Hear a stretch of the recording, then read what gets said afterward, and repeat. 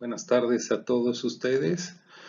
Bueno, pues yo les agradezco la oportunidad de poder, de escuchar esta presentación que voy a realizar. Especialmente agradezco a las autoridades de la Universidad Autónoma Metropolitana, esta honorable casa de estudios, y bueno, en este caso, pues en este marco del LibroFest Metropolitano. Bueno, mi nombre es Luis Fernando Burguete, soy licenciado en psicología, tengo una maestría en neurociencia cognitiva y estoy terminando un doctorado. En ambos posgrados he realizado investigación en trastornos de ansiedad y bueno, me he especializado en ese tipo de patologías. Y en esta ocasión, pues bueno, vengo a darles esta conferencia, los factores psicológicos subyacentes a la escritura creativa.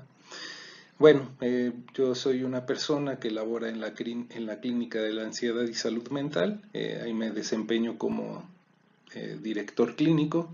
Soy psicoterapeuta especializado en trastornos de ansiedad. Y bueno, ahí somos varios especialistas que conformamos esta clínica. También, bueno, vengo representando a Cliance Editorial, que es una editorial de reciente creación. Y bueno, soy autor de un par de libros. Bueno, ya tuve la oportunidad de presentar uno de ellos en el marco de estos trabajos. Bien, entonces vamos a revisar este tema. Y bueno, quiero comenzar por darle lectura propiamente a unas viñetas que fui extrayendo de algunos documentos que revisé e investigué para trabajar esta conferencia. Bueno, esto es en el marco de la inspiración. Siempre hablamos o pensamos en la inspiración como algo, pues sí, algo ciertamente subjetivo, misterioso, correspondiente a pues sí, a la humanidad, ¿no? Y es eso que pues finalmente posibilita pues el avance propio de la humanidad, entre muchísimos otros factores, ¿no? Pero la inspiración permite eso, o sea, no solo permite la creación de arte, pues, ¿no? De expresiones artísticas. La inspiración también ha permitido, bueno, ha permitido, sí, ha permitido a grandes genios desarrollar teorías, ¿no? La teoría de la relatividad de Einstein, en fin, ¿no? Pero bueno, entonces vamos a revisar esto, ¿no? Esta viñeta dice: de repente y sin previo aviso, una chispa se enciende en algún lugar de nosotros y nos sentimos inspirados. Es ciertamente metafórico, ¿no? Una chispa se enciende en algún lugar de nosotros y ya vemos, ¿no? Ya vemos este misterio que envuelve a la inspiración. Es algo que se enciende, ¿no? Una chispa generalmente está abocada a encender un material, un combustible, y entonces ese combustible va a permitir que se genere algo, energía sobre todo. Entonces decimos que esta chispa que va a permitir activar algo, en este caso el proceso de inspiración, se activa en algún lugar, quién sabe en dónde. Bien, luego dice: la inspiración es un estado emocional subjetivo, repentino y contagioso. Y bueno, es interesante, entonces ya vamos definiendo que se trata de algo emocional. Y bueno, las emociones también es un tema que tenemos sobre todo muy romantizado, ¿no?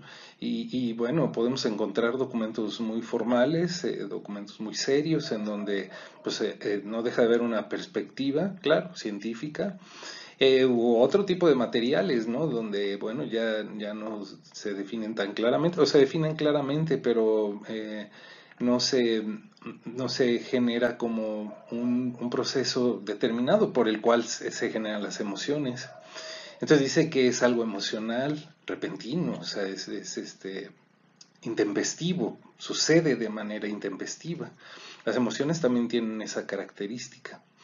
Y bueno, y que es contagioso, lo cual resulta todavía más subjetivo, ¿no? Estamos en una era en donde la palabra contagio nos genera pues cierta incertidumbre, cierto miedo. Pero bueno, así se ve desde muchas fuentes literarias como un proceso contagioso. De hecho, dentro de estas lecturas que realicé se hablaba de un estudio donde se les ponía un determinado número de personas a leer poemas de autores que reconocían que en ese momento en que escribieron estos trabajos se encontraban sumamente inspirados. Y entonces se vio que en estas personas que leyeron estos poemas, estos trabajos, ellos también se sentían contagiados, se sentían como muy inspirados. Claro, se los repito, ¿no? Parece ser muy subjetivo entender cómo se puede contagiar algo, o sea, una obra escrita, y de pronto transformarse en esa chispa que hasta ahorita la estamos definiendo de esa manera, esa chispa que se genera quién sabe dónde. Luego tenemos que las ideas no surgen de la nada. Bueno, vamos avanzando, ¿no? O sea, surgen en algún lugar y dice, emanan del espacio profundo de nuestra anatomía conceptual. Otra vez tenemos ahí, pues, esta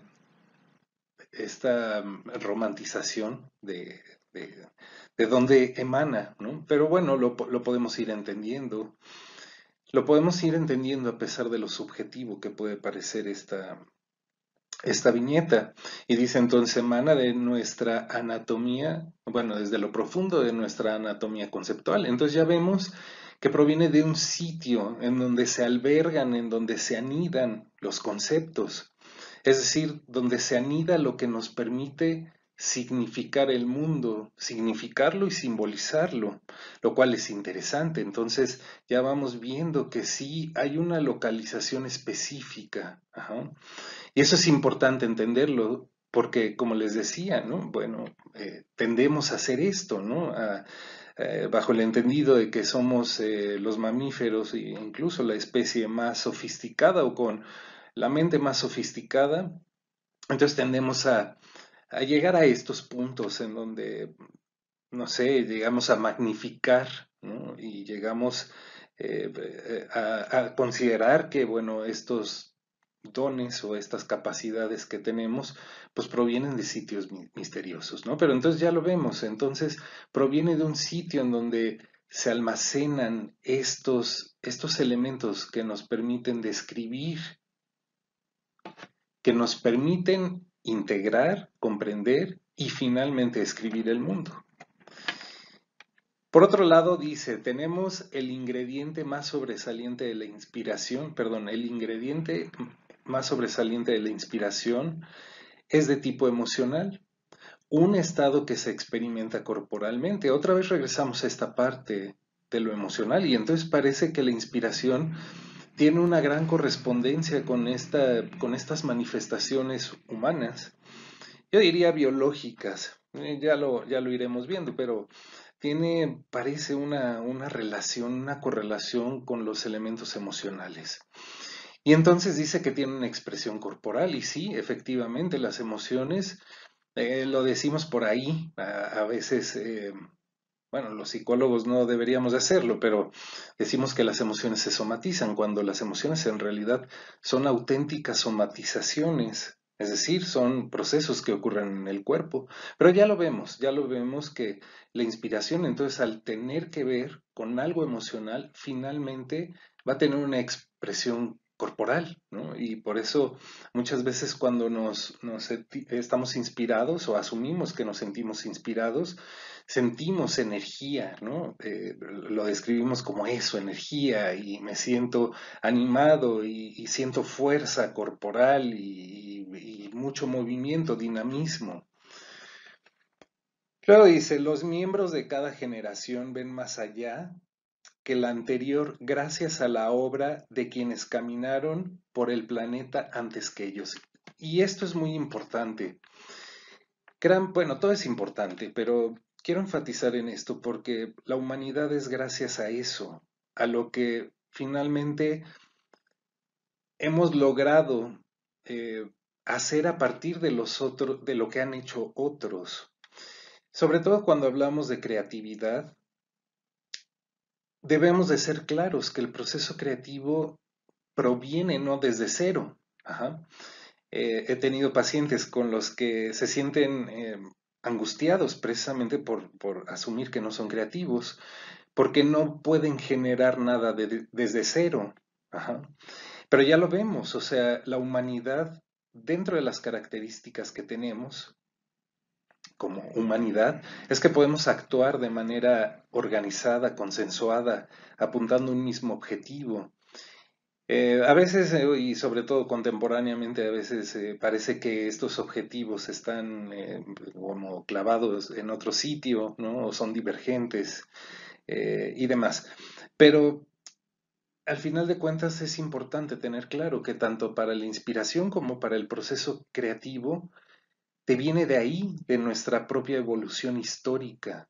O sea, desde los elementos filogenéticos, es decir, lo que nos ha permitido ir, ir avanzando e ir evolucionando como especie, hasta estas, o sea, y me refiero a lo biológico, pues, a lo genético, pero también a esto que es como otra cuestión genética artificial que hemos armado nosotros, es decir, lo que le vamos heredando a los demás seres humanos y que sirve como base para seguir avanzando. Entonces, les decía, el proceso creativo y la inspiración están argumentados desde aquí. Entonces, por eso les digo a los pacientes, ¿no? Bueno, a mí me parece que sí has empezado desde cero, teniendo en cuenta que hay referentes desde los que arrancas, ¿no? Yo se lo puedo decir como autor. Al final de cuentas, en alguna ocasión que presenté alguno de mis libros, me decían que había parecidos con una novela, ¿no? Digo, son novelas completamente diferentes, pero al final de cuentas yo argumentaba eso. Pues sí, o sea, al final de cuentas esta obra es producto de todo lo que yo he sido, o sea, de todas mis experiencias de vida, de todo lo que he aprendido, etcétera, etcétera. Y todo eso se ha sustentado en la base de lo que hicieron mis padres, de lo que hicieron mis abuelos y así sucesivamente, y desde todo lo que ha logrado la humanidad. Ujú. Bueno, y entonces tenemos también que la inspiración, disculpen ahí el error, es una acumulación de sentido que ocurre fuera de los límites de la conciencia. Entonces, bueno, aunque ya se volvió aquí a romantizar un poco, ¿no? Porque entonces entendemos que si está fuera de la conciencia, probablemente pueda estar fuera de nuestra esencia humana. Bueno, no es así. Pero vemos que entonces no tiene tanto que ver con un proceso consciente, es decir, en el que yo me doy cuenta, en el que yo percibo sensorialmente el mundo. Ajá. Entonces esto nos da las bases para ir comprendiendo qué es la inspiración y eventualmente la creatividad. Bueno, entonces tenemos, ¿no? La inspiración es eso que necesitamos determinar o identificar qué es, ¿no? Y para también puntualizar y decir si es nada más está abocado a determinados seres que pueden estar dotados de más inteligencia o es inherente a todos. Ajá. Digo, ahorita yo se los puedo ir diciendo, pues es inherente a cualquier ser humano. Ajá. Pero bueno, vamos a seguir contextualizando el tema. Se dice que los escritores de textos sagrados, esto estamos hablando desde hace muchos, muchos años, eran receptores de fuerzas sobrenaturales. Ajá, se pensaba que eran como un andamio, ¿no? Entre esas fuerzas sobrenaturales, esos espíritus divinos, etcétera, etcétera. Y entonces estos escritores podían aterrizar esa inspiración divina, es decir, se veía como algo no propio a las personas, a los seres humanos, sino como algo que provenía de otro sitio, de un sitio mucho más objetivo, ciertamente espiritual, pero entonces los escritores o los artistas propiamente eran únicamente como eh, portavoces, pues, de lo que venía de otro sitio más lejano. De hecho, los griegos, al tratar de argumentar un poco qué era la inspiración o qué es la inspiración, hablaban de las musas, ¿no? Las musas que inspiran y todavía es muy, muy común encontrar esto, hablar de las musas que nos hacen sentir inspirados, ¿no? Y ahí es cuando empieza esto de lo emocional, más bien de lo afectivo, de lo romántico, y entonces todos hablan de que tienen una musa que los inspira. Entonces los griegos decían esto, ¿no? Que las hijas de Zeus y mm, Mnemósine, disculpen, eh, eran estas musas que permitían que los seres humanos, o los griegos propiamente, se sintieran inspirados y pudieran crear. Ajá. Y es interesante el nombre de Mnemosine. De hecho, así le decimos a las habilidades de memoria, las habilidades mnésicas que tienen que ver con la memoria. Es interesante, entonces, porque de hecho esta diosa es la diosa pues sí, propiamente de la memoria, ¿no? Entonces ya vamos viendo, ¿no? A pesar de que había un gran misticismo alrededor de la inspiración, vamos viendo que también tenía que ver entonces con procesos que ocurren en el sistema nervioso central, en la mente, ¿no? Luego, haciendo alusión a Marianne Evans, ella decía que estar inspirada era como estar poseída por un espíritu, ¿no? Bueno, es igual romantizarlo, pero bueno, otra vez como autor yo se los puedo decir, efectivamente se siente eh, como si una parte que uno no gobierna empezara a desencadenar este proceso de desarrollo. Ya estamos hablando del desarrollo creativo, pero es como una fuerza que emanara de algún sitio, ¿no? Eh, Muchas veces cuando presento mis libros hablo de esto, es como si la historia se encaprichara hacia ir a algún sitio y yo tengo que seguirla, yo tengo que perseguirla como escritor, ¿no? Es como ella va diciendo por aquí y entonces yo tengo que generar como todo ese argumento que hay detrás de esa parte de la historia donde se quiere dirigir la historia propiamente. Luego, Keats dice que, haciendo alusión a la inspiración, que es una fuerza ajena que influye en el artista, otra vez, ¿no? Es como una fuerza extraña. Digo, así se los puedo decir, así se percibe, ¿no? Pero es importante seguirlo aterrizando para comprender de dónde viene. Gott, él decía que el genio llega a, bueno, llega a actuar contra la voluntad.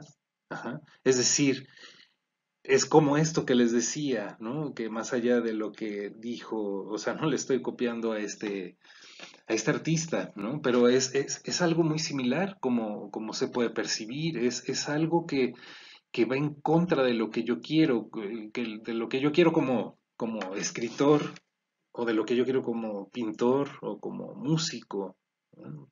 O como científico y demás, es como si se encaprichara, ya se los decía.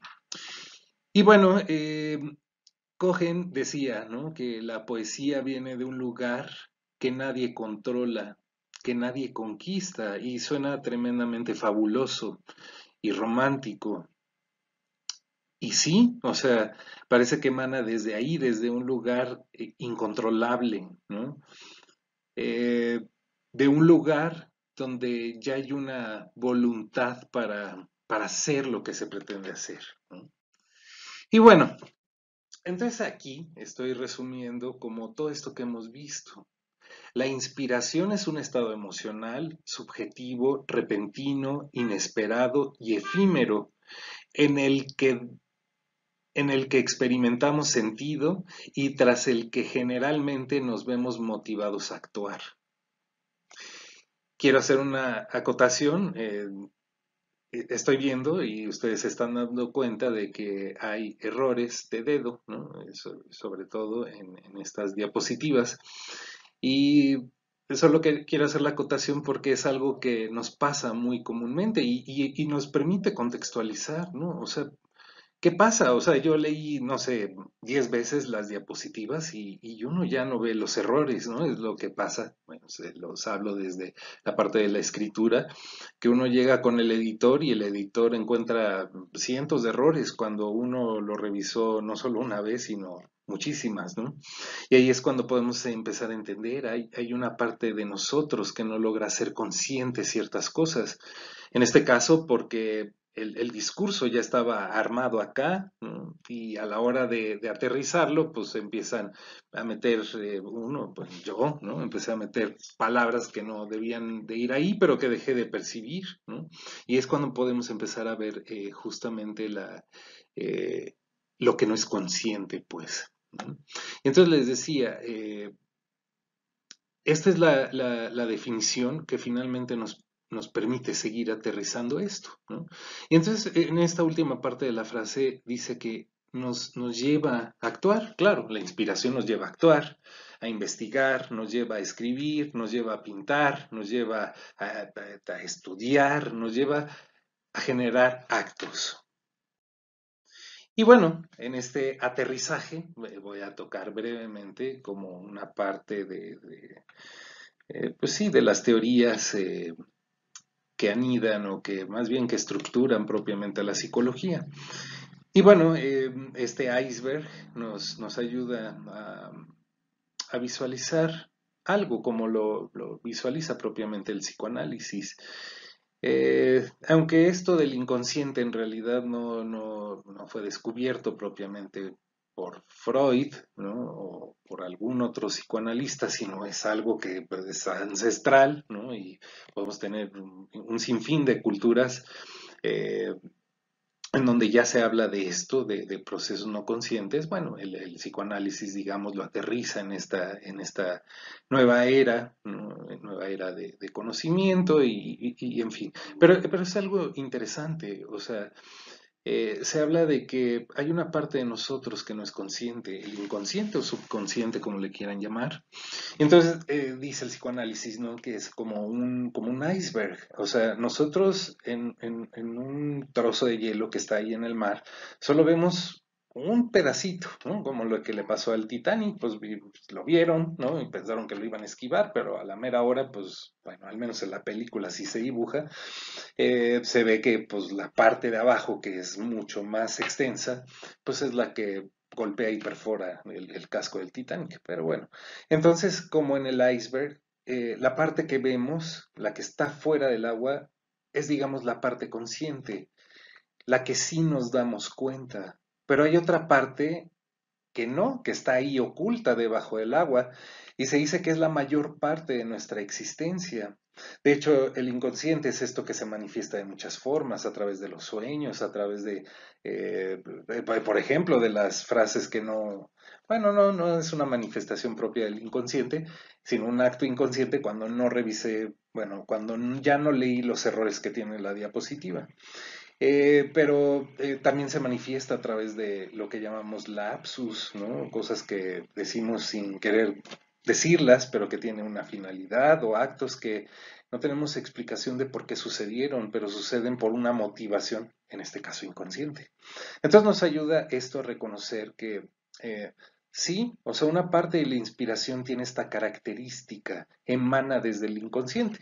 Claro, es ciertamente subjetivo, o sea, si se habrán dado cuenta, yo estoy tratando de esquivar un poco la subjetividad para abocarlo, para hacerlo más real, para entenderlo, para concebirlo, para delimitarlo, y entonces poder integrarlo, sintetizarlo y analizarlo, ¿no? Entonces, pero bueno, la teoría del inconsciente nos ayuda a entender que sí hay un lugar del que no nos damos cuenta que es de donde emanan estas ideas.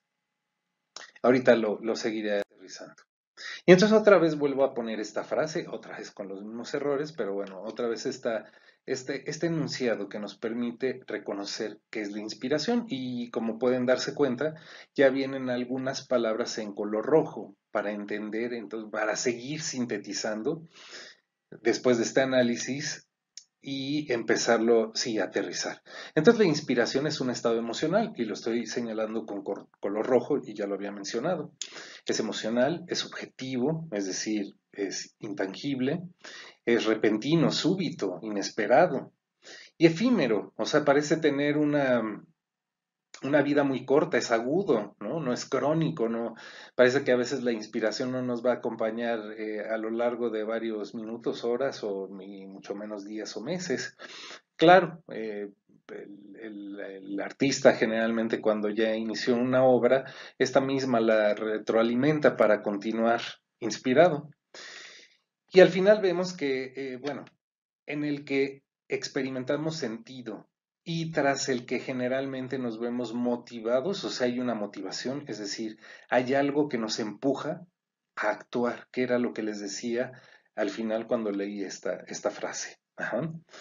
Y entonces, bueno, ya al tener que es emocional, que es subjetivo, repentino, inesperado y efímero, pero que también promueve una motivación, es decir, una voluntad, una, una energía, otra vez romantizo, pero me ayuda a ejemplificarlo, una energía que me lleva a hacer algo y en este caso actuar, ya vamos viendo, o sea, es muy probable que entonces esto se aboque a esto, ¿no?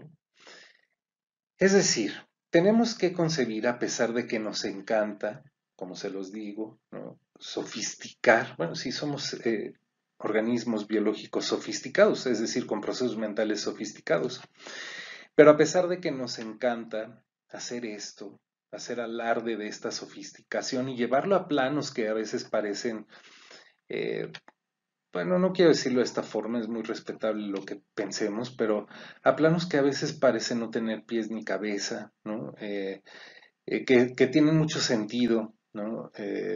Cuando disponíamos de menos conocimiento, pensar que provenía de sitios en otras dimensiones o que venía de fuentes divinas, se los repito, es muy respetable. Pero necesitamos ser objetivos. Aparte de la conferencia es sobre los procesos psicológicos subyacentes y por eso necesitamos llevarlo esto a la objetividad. O a otra acotación, pero gran parte de lo que no ha ayudado demasiado a la psicología es eso, que a veces nos distamos de la ciencia y no lo explicamos desde ahí, desde lo que puede ser comprobable, ¿no? Entonces, por eso, finalmente, es que mi intención ha sido llegar hasta ese punto. Entonces, si tenemos, y lo voy a regresar tantito, si tenemos entonces, ya no puedo regresar, disculpen, pero entonces si tenemos que son procesos mentales que tienen una característica intempestiva, que aparecen de pronto, entonces tienen que ver, lo vamos viendo con el pensamiento, así es el pensamiento. El pensamiento emana a partir de muchos tipos de estímulos, pero sobre todo emana de donde tenemos puesta la atención. A veces es muy curioso, ¿no? Como, no sé, yo estoy en esta conferencia, estoy viendo este GIF de un cerebro y aunque yo esté dando la conferencia y esté muy concentrado, probablemente eso me hizo recordar cuando estudié la maestría en neurociencia y cuando hicimos la disecación del cerebro de un cerdo para ver la correlación anatómica, en fin, ¿no? Y entonces ese recuerdo me lleva probablemente a la primera vez que no sé, mis padres me dijeron que probara los sesos y entonces en ese momento, bueno, en aquel entonces, yo sentí mucho asco y de pronto en este momento yo digo, ay, ¿por qué siento revuelto el estómago, ¿no?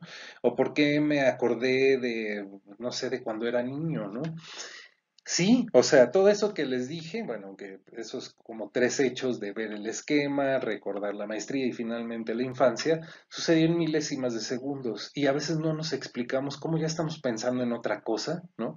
Tal vez yo ya estaba pensando en el kinder o en cosas así, porque el pensamiento es así, tiene esa característica de ser fugaz, ya lo veíamos, ¿no? Aparte de ser repentino, también tiene esa característica transitoria, breve, pues, les decía aguda. Y entonces, ya vamos viendo, entonces tiene que ver con el pensamiento. También les decía, tiene que ver, y lo veíamos viendo, no porque lo dijera yo, o sea, lo vamos viendo de toda la investigación que se ha realizado alrededor de la inspiración, tiene que ver con componentes emocionales. Y entonces en el esquema del lado izquierdo, en el GIF del lado izquierdo, vemos que hay áreas del cerebro que están debajo de la corteza cerebral. Ajá, la corteza es como todo lo que está en primera instancia después del cráneo. Digo, es una capa con algunos milímetros de espesor, pero al final de cuentas, debajo de la corteza cerebral, entonces tenemos áreas subcorticales, le llamamos, pero el punto que quiero llegar son áreas primitivas de nuestro cerebro. Digamos que el cerebro humano ha evolucionado como una cebolla, ¿no? Por capas hacia afuera. La corteza cerebral es la más reciente. Bueno, y no solo los seres humanos, en realidad todas las especies que disponemos de un sistema nervioso central. Pero al punto que quiero llegar es, estos elementos que se encuentran, o estas regiones anatómicas, neuroanatómicas, que se encuentran por debajo de la corteza cerebral son más primitivas. Es decir, han estado en nuestro cerebro desde hace muchísimos miles de millones de años. Ajá. Y entonces ahí es en donde se generan las emociones. Ajá. Las emociones de hecho nos ayudan a sobrevivir, ¿no? Por eso les decía, a veces romantizamos un poco también el tema de las emociones. En realidad las emociones tienen que ver con procesos fisiológicos que nos permiten generar conductas. Entonces, por eso les decía, las emociones son auténticas somatizaciones, no se somatizan. Los sentimientos se somatizan, pero bueno, no estamos en ese tema. El asunto es comprender que entonces sí, hay un área específica de nuestro cerebro que se aboca a generar emociones, los componentes emocionales. Y las emociones nos ayudan a relacionarnos con nuestro entorno. ¿Por qué? Porque nos ayudan a sobrevivir frente a este. Ajá. Y del lado derecho tenemos entonces, bueno, aunque solo está señalado con color rojo la corteza frontal, eh, pues bueno, en realidad estamos hablando de todo la parte externa de nuestro cerebro, en donde se ejecutan ya los procesos mentales superiores, atención, memoria, lenguaje, pensamiento, funciones ejecutivas, etcétera, etcétera. Pero entonces ya vamos viendo, en la corteza cerebral se ejecuta el pensamiento. Entonces la inspiración en realidad tiene que ver con procesos inherentes eh, o con procesos mentales que tienen que ver entonces, como les decía, con todos los seres humanos. Por eso yo quería hacer énfasis en esta parte. No, la inspiración no está dada o facultada nada más para un determinado número de personas. Claro, es evidente que hay personas que sí lo tienen más a la mano, ajá. Pero no porque lo tengan más a la mano significa que una persona que parezca nunca sentirse inspirado para realizar algo, algo creativo en este caso, significa que no pueda disponer de ello. ¿Por qué? Porque dispone de un sistema nervioso central. Ajá. Entonces ya lo vamos viendo. Ajá. La inspiración tiene que ver con esos elementos. Y de hecho les decía, ¿no? Hace dos diapositivas en donde estaba la analogía del iceberg. Yo les decía, bueno, pues sí, se desprende de la psicología, pero también es ciertamente metafórico, subjetivo. Pero es importante entender, también tiene que ver con algo que parece, bueno, no parece, que como lo veíamos desde el principio, que no es consciente, pero al no ser consciente no significa que esté fuera de nuestro alcance, o que esté en las nubes, o que esté en otro sitio, no. El inconsciente en realidad tiene que ver con la memoria, y por eso les decía esto de los griegos, ¿no? Qué interesante que la diosa de la memoria sea como la madre de las musas. Claro, ya desde ahí lo empezábamos a ver. En la memoria se almacenan muchas cosas de las cuales no somos propiamente conscientes. ¿Por qué? Porque existen recursos, otra vez es algo subjetivo y no da el tema para aclararlo del todo, pero existen mecanismos, y es un postulado teórico, en donde el organismo, bueno, propiamente el sistema nervioso central se protege. No de como lo hace el sistema inmunitario, no lo hace de agentes ay, se me da el nombre, de agentes, de patógenos, pues, ¿no? Como en este caso el coronavirus, ¿no? O sea, la mente también se protege de contenido simbólico. Ajá. ¿Por qué? Porque ustedes lo saben, bueno, el pensamiento, perdón, la realidad ocurre ya en los seres humanos gracias al pensamiento. A una persona, si lo ponemos debajo de un tomógrafo o dentro de un tomógrafo y le decimos ve este objeto, vamos a suponer este agitador, ve este objeto, se va a estimular neuronas de la corteza occipital, porque ahí se integra la visión. Y lo vamos a ver porque pues, las neuronas están captando oxígeno y demás, entonces hay activación neuronal ahí. Bueno, no sé si de un tomógrafo, sí, de un tomógrafo, un resonador, bueno, en cualquiera de estos. pero que nos permita ver de manera funcional los procesos neuronales. Bueno, si a esta persona le decimos ahora cierra los ojos e imagínate el agitador, se van a activar las mismas neuronas. Y entonces nos damos cuenta que la realidad sucede gracias a esos procesos mentales superiores. No del todo, claro. O sea, para que él imaginara el agitador, primero lo tuvo que ver. Pero entonces vamos viendo, ¿no? La mente tiene esta capacidad de dibujar o crear una realidad y entonces, bueno, se generan estos mecanismos propiamente de defensa frente a ese tipo de cuestiones simbolizadas. Y entonces, al disponer como de estos procesos mentales subjetivos, es que no todo el contenido de la memoria aflora todo el tiempo. Por eso muchas veces cuando las personas van a terapia empiezan a recordar cosas que son dolorosas. ¿Por qué? Porque aunque estaban almacenadas en una red neuronal abocada a este recuerdo, finalmente, o sí, a ese recuerdo, finalmente estaba suprimida, teóricamente, para que no evocara un proceso doloroso, ¿no? Pero entonces ya lo vemos, o sea, el inconsciente, a pesar de que está la analogía del iceberg y parece ser muy misterioso, está abocado a procesos otra vez mentales. Entonces, bueno, les decía, la inspiración tiene que ver con estos procesos mentales y finalmente no son adjudicables a un determinado grupo de personas o como se veía en la antigüedad, a solo personas que tienen algún don divino y que finalmente son portavoces de un mensaje divino. Ajá. Entonces, bueno, una vez tenido todo este panorama, todo este esquema, ya vamos viendo que la inspiración y la creatividad en realidad puede ser incluso concebido como un único proceso. Ajá. Me siento inspirado y eso, como lo veíamos románticamente, es una chispa que me permite llegar al acto, como se los decía, ¿no? Las emociones nos hacen llegar a un acto, ¿no? La inspiración en este caso nos hace llegar a un acto. Si se dan cuenta, por ejemplo, el hambre, ¿no? Eso que nos motiva, que nos genera esta fuerza motivadora para ir a buscar algo de comer, proviene de lo voy a decir muy vulgarmente, de un escaneo que hace nuestro cerebro y empieza a ver que hay poca cantidad de glucosa en la sangre, entonces genera este sistema de alerta que llamamos hambre, que se somatiza, pero que nos lleva a actuar, ajá, nos motiva para actuar. Entonces, bueno, no hay mucha distancia en esta analogía entre lo que queremos comprender, ¿no? Existe procesos mentales que nos hacen sentir motivados y empezar a actuar, a ejecutar en este caso, como lo dice la conferencia, a ejecutar la escritura creativa. Ajá.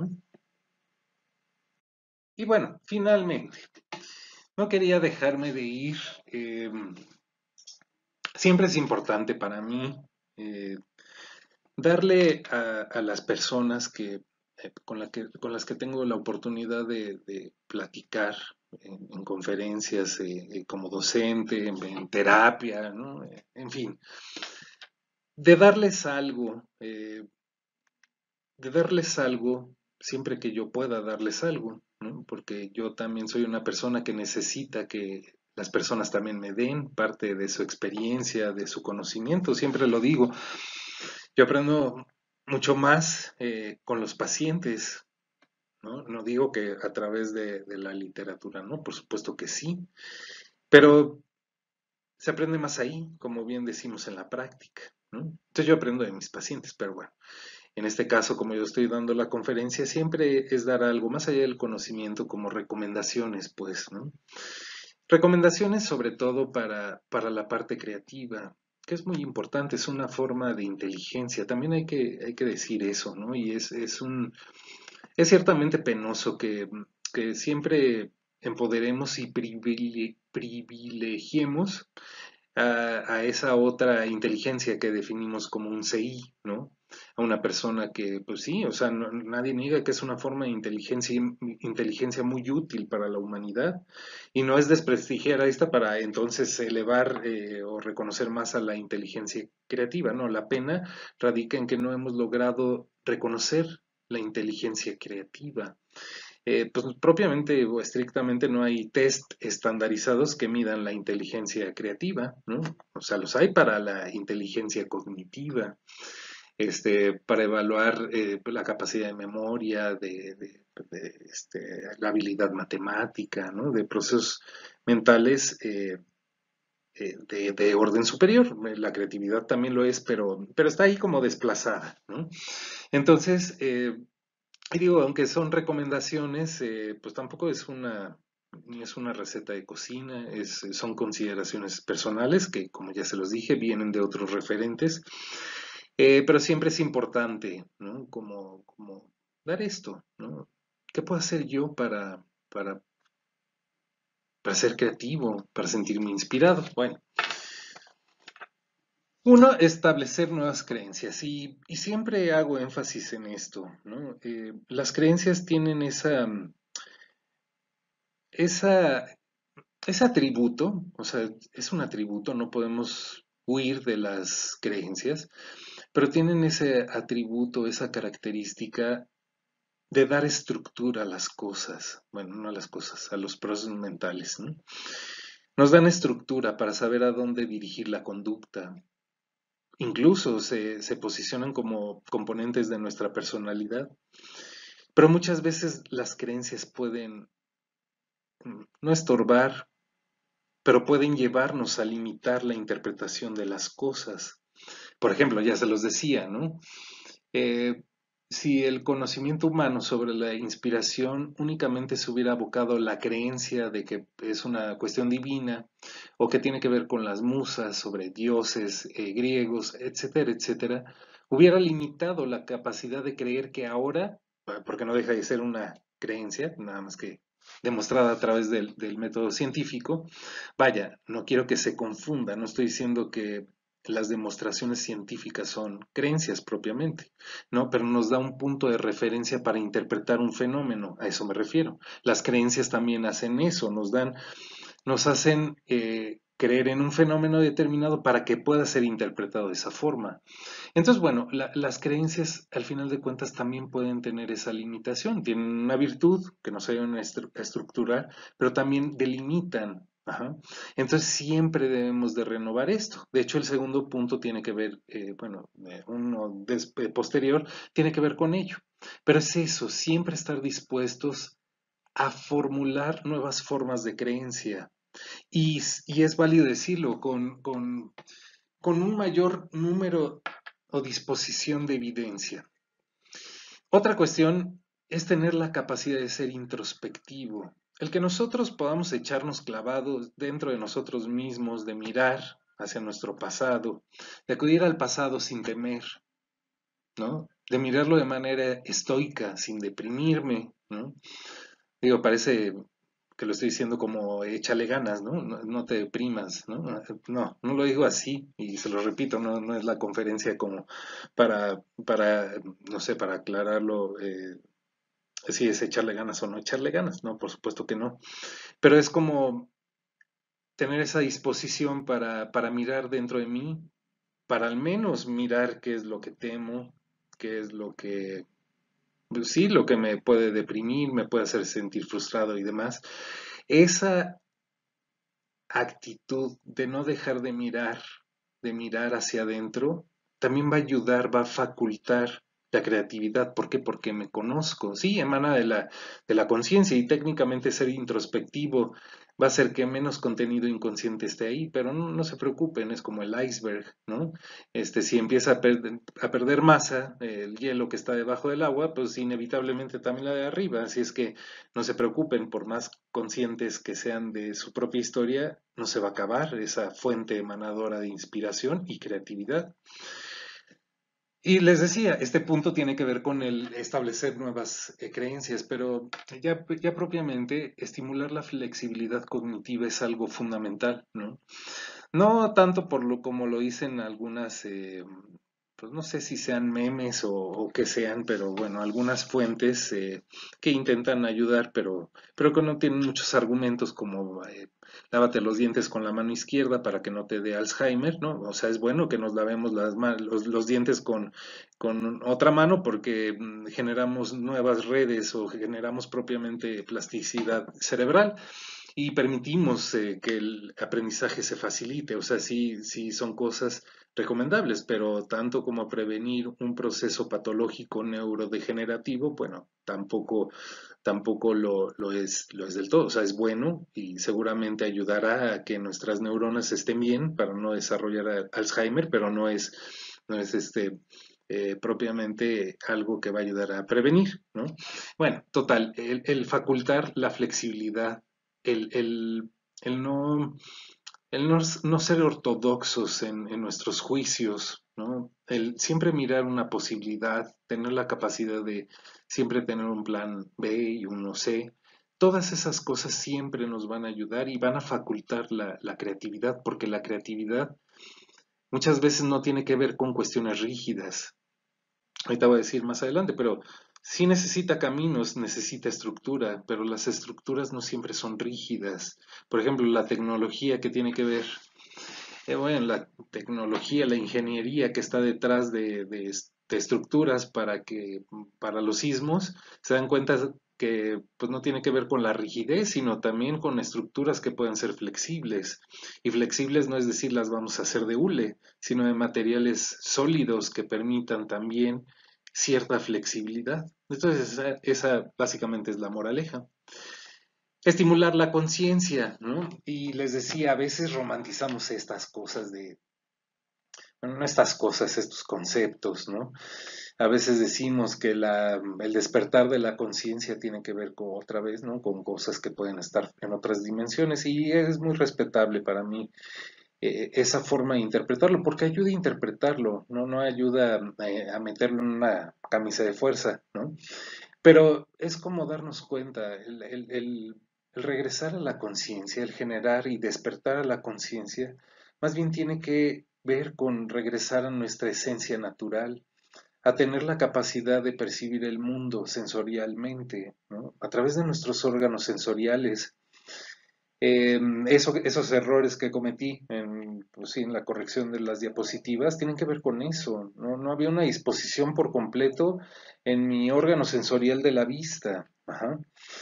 Probablemente estaba más enfocado en pensamientos que estaban ocurriendo en mi mente, como le quito esto, si será agradable para el espectador esto, lo otro, ¿me explico? Y no me permitían entonces estar dispuesto con mi sensorialidad o con la parte sensoperceptual ahí, ¿no? Dispuesto ahí. ¿Y cuántas veces no ocurre, ¿no? Que, pues, no sé, estamos viendo una película y ni siquiera, no sé, le tenemos que regresar o estamos leyendo y tenemos que regresar 3 párrafos porque no estábamos siendo conscientes de lo que estábamos viendo, de lo que estábamos escuchando. Sí, estábamos seguramente fugados en un pensamiento y no es que eso esté mal, pero regresar a gestionar, bueno, no a gestionar, estimular propiamente la conciencia es una tarea útil, como se los decía, no nos vamos a quedar sin inconsciente. Y bueno, como se los decía, generar formas, no todavía hay otra viñeta más, generar formas de estructura, ya se los decía, no se trata de que la creatividad es así como la explosión sin pies ni cabeza, desarticulada, obtusa de los pensamientos o de formas de memoria, no, necesitan una estructura, una persona creativa necesita un guión para poder escribir, necesita un boceto para poder dibujar, necesita fórmulas para generar una nueva concepción matemática, física del mundo. Ajá. Entonces necesitamos generar formas de estructura, planificar, etcétera, etcétera. Y finalmente, permitir el caos y la dicotomía. Eso me encanta porque a veces es de lo que más huimos, pero los seres humanos somos ambivalentes. Generamos dicotomías y vivimos entre el caos y la paz y sobre todo anhelando la paz. Intentamos controlar y las cosas se descontrolan, pero permitir eso, asumirlo y aceptarlo, también van a facultar el proceso creativo, ¿sale? Y bueno, pues no me queda más que agradecerles a las autoridades de LibroFest, bueno, a las autoridades de esta máxima casa de estudios y a los organizadores de LibroFest Metropolitano, También en este caso a las personas, voy a mencionarla, a Eunice, que es nuestro contacto desde la Clínica de la Ansiedad y quien buscó esta oportunidad y que muy amablemente la universidad permitió nuestra participación. Participamos de hecho un par de colegas, su servidor, ya les dije, tuve otra encuentro con la presentación de uno de mis libros. Y bueno, pues a nombre de todas las personas que formamos parte de la Clínica de la Ansiedad y Salud Mental, de Clínica Editorial, pues le doy pues las gracias y pues espero que les haya gustado la conferencia. Cualquier cosa estoy a sus órdenes. Ya conocen mi nombre, estoy en redes sociales y demás. No sé si se vaya a establecer algún otro tipo de contacto, pero estoy a sus órdenes. Muchas gracias. Hasta luego.